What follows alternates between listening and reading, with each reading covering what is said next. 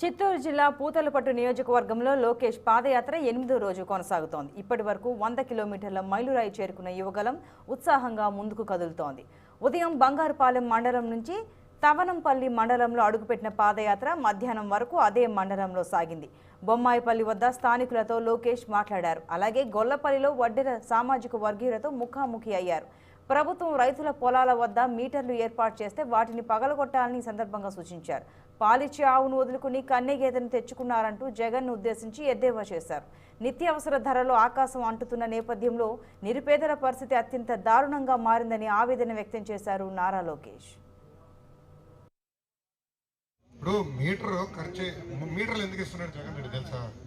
దాంట్లో డబ్బులు కొట్టేదాన్ని కమిషన్ 300 రూపాయల మీటర్లు మీ చేత 200 రూపాయల మీటర్ మీ చేత 300 రూపాయలు కొనిస్తారు, 100 రూపాయలు దొబ్బుతారు.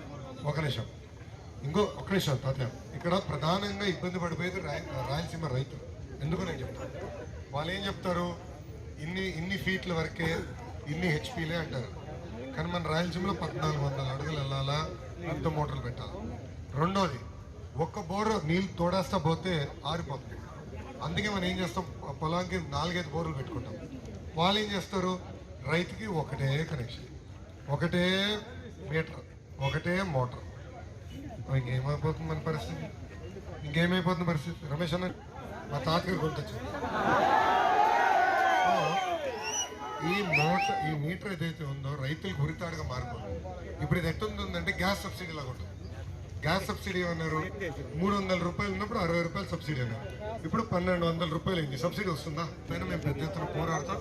నేను మీకు పిలిపిస్తున్నా, మన మీటర్ కానీ బిగిస్తే పగలగొట్టండి, ఏమైనా కేసు పెడితే నేను వస్తాను. ఓకేనా? నన్ను వినండి, ఎస్పీ గారు బాగానే దొబ్బుతున్నాడు కానీ